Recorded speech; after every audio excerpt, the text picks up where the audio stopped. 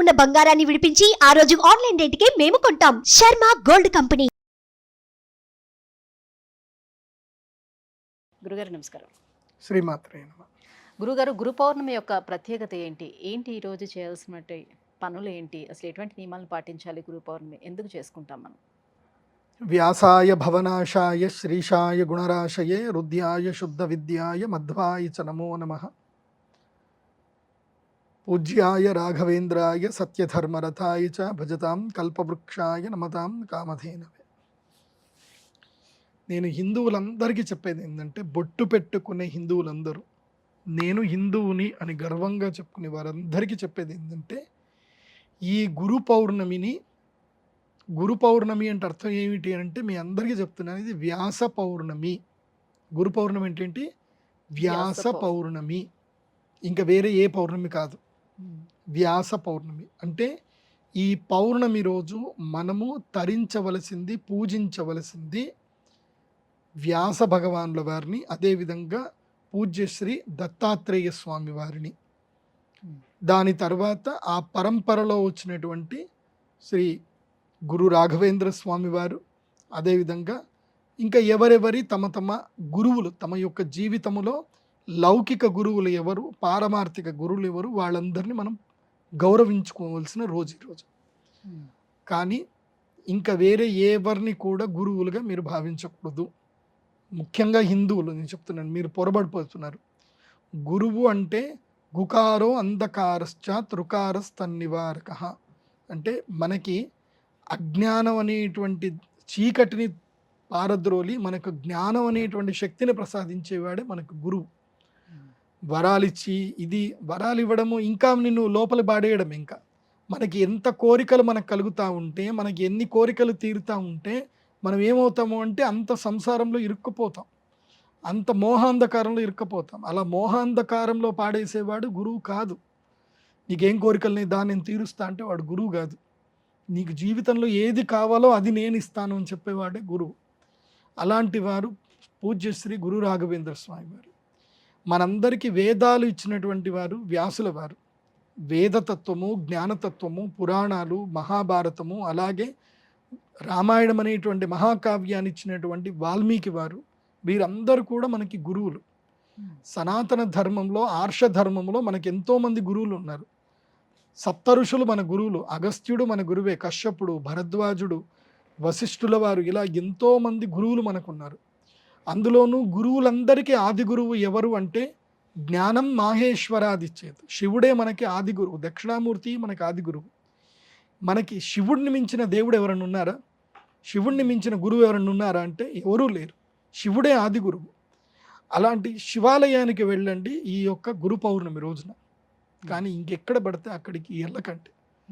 మనము సనాతన ధర్మ బంధువులము. మనకి సనాతన ధర్మం అంటే మనకి పురాణాలు ఉన్నాయి, మనకి ప్రమాణాలు ఉన్నాయి.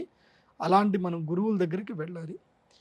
ఆషాఢ పౌర్ణమి రోజు చేయవలసిన మొట్టమొదటి నియమం ఏంటి చెప్తాను, జాగ్రత్త వినండి. ప్రతి ఒక్కరూ ఉదయాన్నే లేచి తలంటు స్నానం చేయాలి. చేసిన తర్వాత మీకు ఈ జీవితాన్ని ప్రసాదించిన మొట్టమొదటి గురువు ఉన్నారు. జీవితాన్ని ప్రసాదించిన ఒక మొట్టమొదటి గురువు ఆవిడ ఎవరు అంటే మీ అమ్మగారు. మొట్టమొదటిగా మీ అమ్మ కాళ్లకు దండం పెట్టండి. పొద్దున్నే స్నానం చేసి మీ పూజ అంతా అయిపోయిన తర్వాత మీ అమ్మగారి కాళ్లకు దండం పెట్టండి. తర్వాత రెండవ గురువు మీ నాన్నగారు.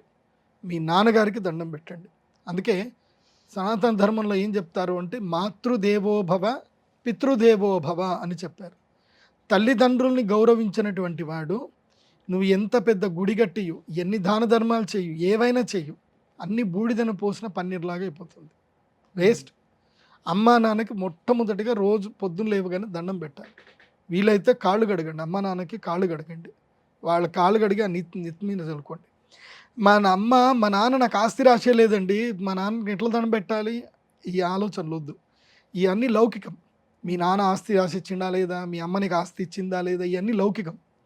మీ అమ్మ నాన్నతో నీకు ఏ గొడవలు ఉన్నా ఆషాఢ పౌర్ణమి రోజు వాళ్ళ దగ్గరికి పోవాలి, కాళ్ళు కడగాలి, దండం పెట్టాలి. వాళ్ళు నీకు ఎంత ద్రోహం చేసిందో, నీకు ఎంత ఫీలింగ్ ఉన్నా వాళ్ళ కాళ్ళు కడిగి దండం పెట్టాలి. ఇది నియమం. ఇది పౌర్ణమి రోజున, ఆషాఢ శుద్ధ పౌర్ణమి రోజున ఇది నియమం. మీరు ఆ పని చేయండి. వాళ్ళకి మీరు మీ మీద ఎంత కోపం ఉన్నా ఒక్కరోజు టక్కన ఎగిరిపోతుంది చూడండి. తల్లిదండ్రులకైతే పోతుంది. ఎన్ని కోపాలున్నా ఏదున్నా తల్లిదండ్రుల మీద ద్వేషం పెట్టుకోకూడదు. ఇది బాగా గుర్తుపెట్టుకోండి. ఇది మొట్టమొదటి ప్రధాన సూత్రం. ఆ తర్వాత మీకు విద్య నేర్పించిన గురువు ఉన్నారు.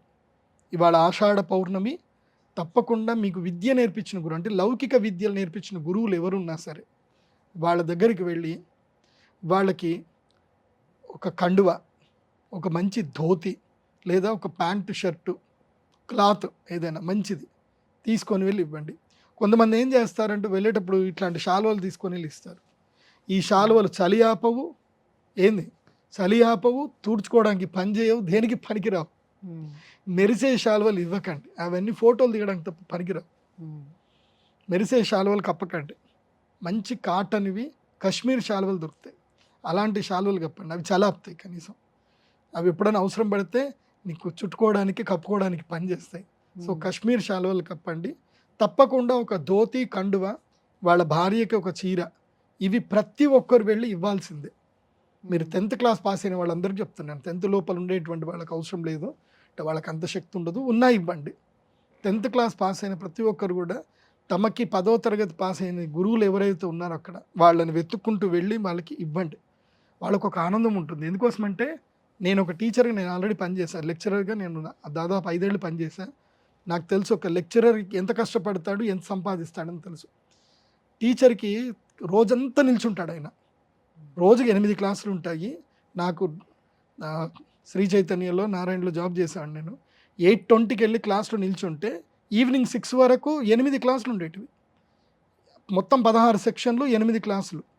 అంటే వారంలో 3 రోజులు కొన్ని సెక్షన్లు, 3 రోజులు కొన్ని సెక్షన్లు చెప్పాలి.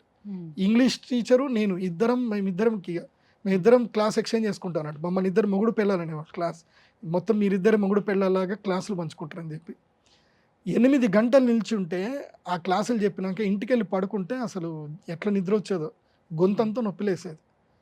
అలాంటిది ఒక టీచర్ కష్టం అర్థం చేసుకోండి. మళ్ళీ శాలరీ చూస్తే నెల తిరిగేసరికి ఒక 12,000 వచ్చేటివి. దాంట్లో అద్దె కాస్త 5,000 ఎగిరిపోయేది, 7,000 శాలరీ మిగిలేదు. దాంట్లో బైక్ ఈఎంఐ కాస్త 4,000 ఎగిరిపోయేది, ఇంకో 4,000 ఉండేటివి. ఆ 4,000 తోటి కూరగాయలు కొనుక్కొని తినేది. మళ్ళీ నెల అయ్యేసరికి అయిపోయేది. తీరా ఏం సాటిస్ఫాక్షన్ ఉందిరా అంటే స్టూడెంట్స్ వాళ్ళందరూ సార్ అని ప్రేమగా ఒక గౌరవంగా మాట్లాడిస్తారు కదా, అదే ఎనర్జీ. నిజం చెప్పాలంటే అంతకుమించిన ఎనర్జీ ఏముండదు. ఆ స్టూడెంట్ టీచర్ రిలేషన్షిప్ అనేది అది చాలా అద్భుతమైన రిలేషన్షిప్. అది ఒక ఆనందాన్ని ఇస్తుంది. రేపు వాళ్ళు పాస్ అయిన తర్వాత సార్ నేను పాస్ అయ్యానని, అప్పుడు నా స్టూడెంట్స్ అందరూ ఇప్పుడు అందరూ ఒకడు పొలిటీషియన్ అయిపోయాడు, ఒకడు మైనింగ్ బిజినెస్ చేస్తున్నాడు, ఒకడు అమెరికా వెళ్ళాడు, ఒకడు గూగుల్లో జాబ్ చేస్తున్నాడు, ఒకడు సాఫ్ట్వేర్ కంపెనీ పెట్టాడు. ఎంత ఆనందం ఉందో ఇప్పుడంతా నా స్టూడెంట్స్ అందరు బాగున్నారంటే. సో ఒక టీచర్కి వచ్చే ఆనందం ఏంటంటే మీ సక్సెస్, మీరు ఇచ్చే డబ్బులు కాదు, మీ సక్సెస్. ఆ సక్సెస్ నేను పొందాను గురుగారు అని చెప్పి హ్యాపీగా ఒక ధోతి ఇంత స్వీట్ చాలు. వాళ్ళ డబ్బులు కూడా మిమ్మల్ని అడగరు, మీరు ఇచ్చినా తీసుకోరు కూడా. సో మీరు గురువులకి వెళ్ళి సన్మానం చేయండి. ఆషాఢ పౌర్ణమి రోజు మనకి నిజమైన గురు పౌర్ణమి. మనకి జ్ఞానం ఎవరైతే నేర్పించారో ఆ గురువుల్ని తప్పకుండా కలవాలి. అది 3వ నియమం. మొట్టమొదటి తల్లి, తండ్రి, గురువు. ఆ తర్వాత మనకి ఇక ఈ జీవితాంతము తోడుండేవాళ్ళు, అంటే జన్మాంతరంలో తోడుండే గురువు ఒక ఆయన ఉన్నారు. ఆయన ఎవరు అంటే దేవదేవుడు శివుడు. దేవదేవుడైన శివుడే దేవుడు. సో శివాలయం వెళ్ళండి. గురు పౌర్ణమి రోజు ఎక్కడికి వెళ్ళాలి? శివాలయం వెళ్ళాలి, లేదా దత్తాత్రేయ స్వామి గుడికి వెళ్ళాలి, లేదా రావి చెట్టు చుట్టూ కానీ మేడి చెట్టు కానీ 108 ప్రదక్షిణలు చేయాలి. మీకు వ్యాస భగవాన్ అంటే అక్కడ బాసరికి వెళ్ళండి. బాసరికి ఎవరు? సరస్వతిదేవి అమ్మవారి దగ్గరికి వెళ్ళండి. ఇదే మీరు పని చేయాల్సింది. వెళ్ళి ధ్యానం చేసుకొని ఓం ద్రాం దత్తాత్రేయాయ నమః. గురు పౌర్ణమి రోజు ఎక్కడెక్కడికి వెళ్ళాలి, ఏ దేవస్థానానికి వెళ్తే మీకు మేలు జరుగుతుందో చెప్తాను, జాగ్రత్త వినండి. మొట్టమొదటిగా ఏ శివాలయానికైనా వెళ్ళండి, నడుస్తుంది. ఏ విష్ణు ఆలయానికైనా వెళ్ళండి. ప్రతి ఒక్క విష్ణువు యొక్క ఆలయము వ్యాసస్వానమే, వ్యాసస్వరూపమే. ఎందుకోసమంటే వ్యాసాయ విష్ణు రూపాయ వ్యాసరూపాయ విష్ణవే నమో వై బ్రహ్మనిదయే వాసిష్ఠాయ నమో నమః.